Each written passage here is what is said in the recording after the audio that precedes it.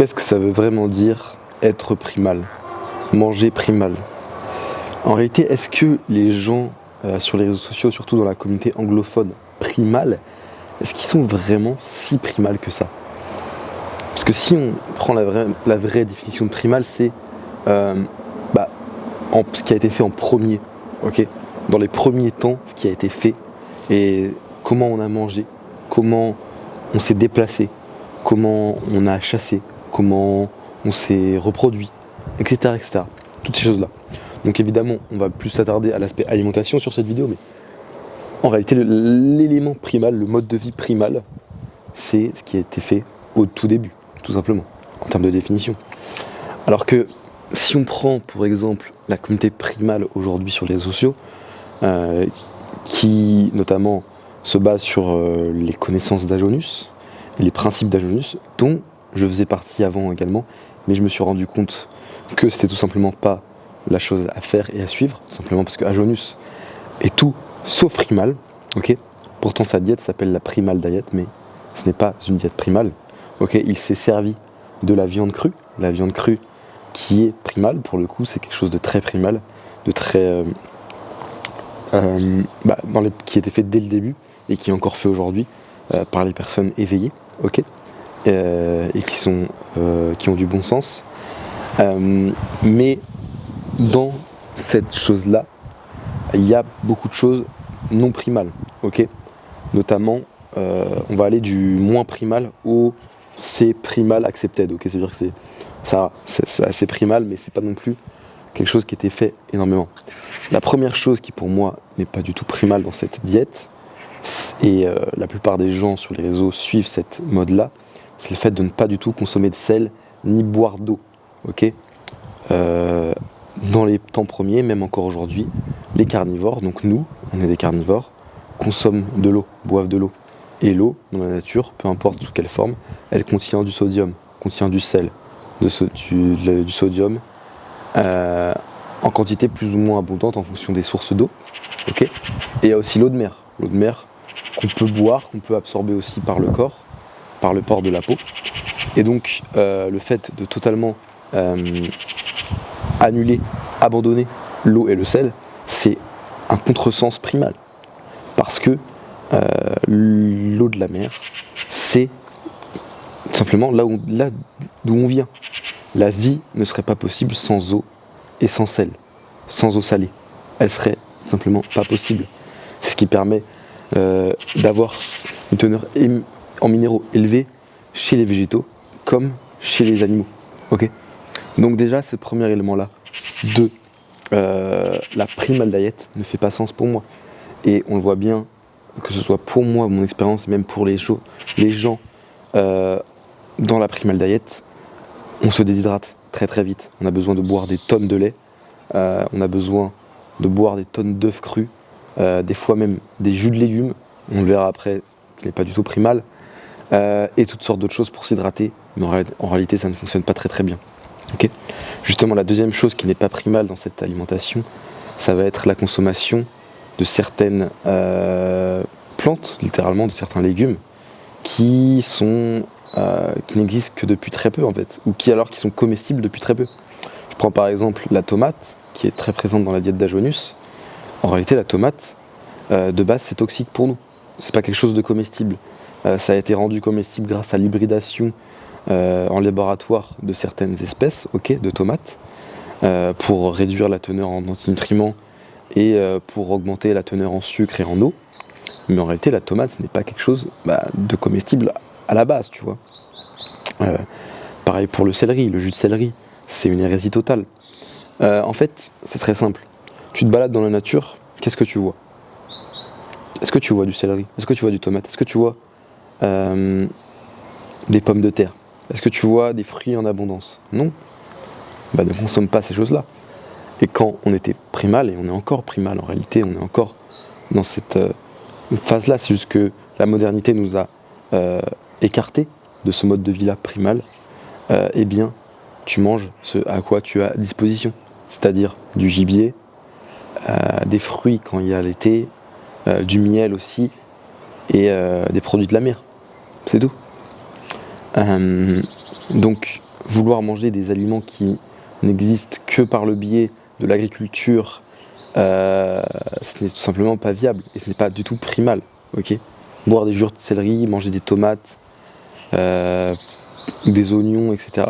C'est pas quelque chose qui est totalement recommandé, même de l'ananas. Est-ce que... Alors oui, ça peut être primal dans un sens, mais toi tu habites en Europe, est-ce que c'est vraiment une bonne chose de manger des ananas ou des avocats? Est-ce que ce serait bien pas plus judicieux de manger des baies pour ta source de sucre l'été et du gras de bœuf ou du gras de n'importe quel autre animal l'hiver et même l'été? Donc clairement, par rapport à ça, ça ne fait pas sens d'un point de vue primal, encore une fois.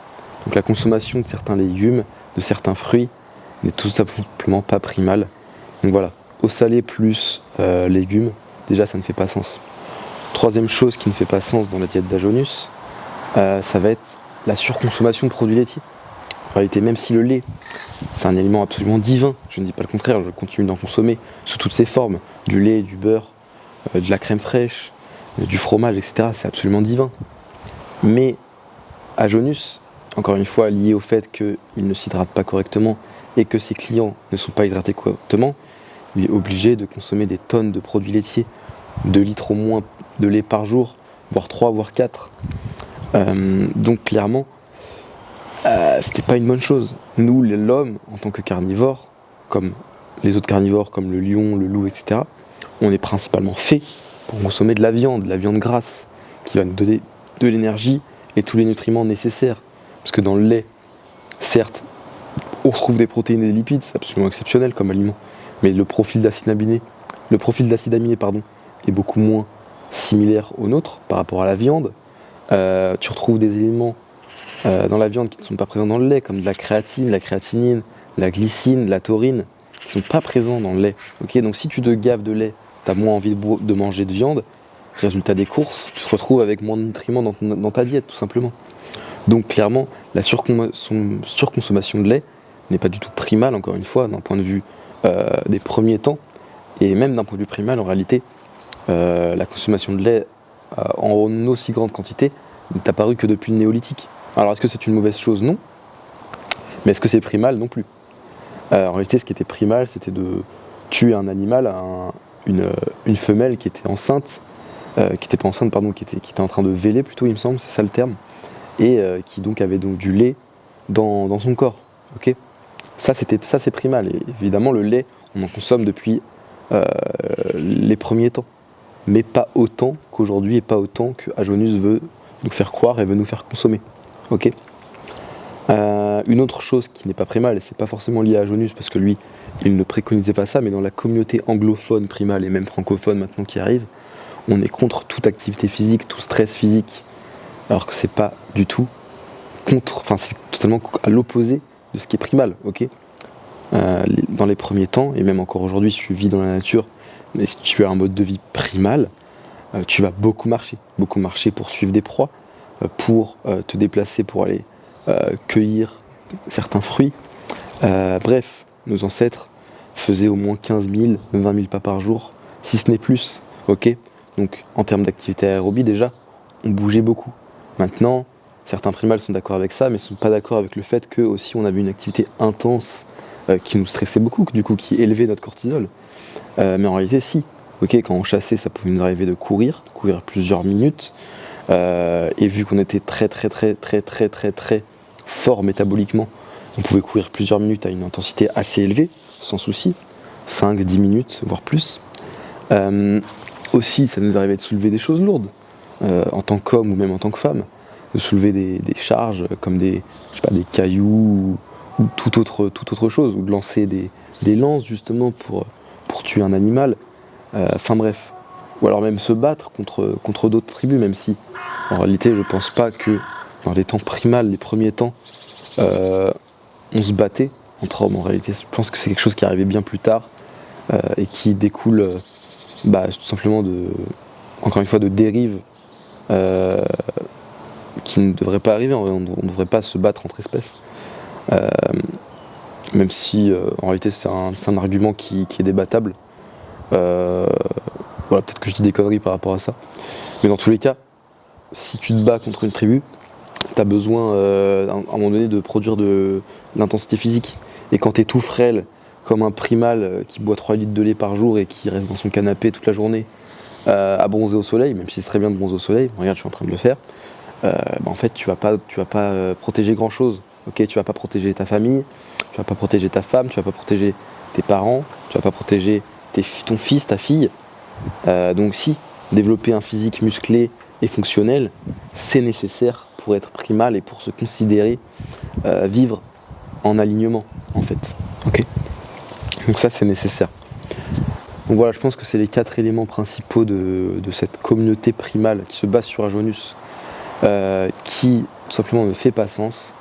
Et on le voit bien de façon si je vais prendre pour exemple Resident Ro, qui est la figure de proue de cette diète primale, ou Scott, qui ressemble littéralement à rien. Scott c'est un gros lard, Resident Ro il a des cernes à en pleurer, il a des high backs de ouf.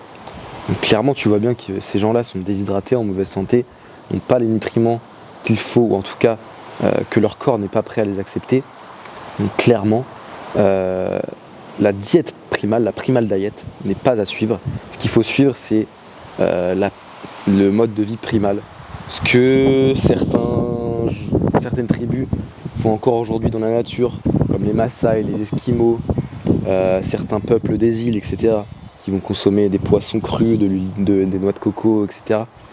Et c'est ça en fait qu'il faut suivre. C'est qu'est-ce qu'on fait dans la nature, qu'est-ce qu'on consomme, qu'est-ce qu'on peut manger de manière totalement brute sans avoir besoin de le transformer.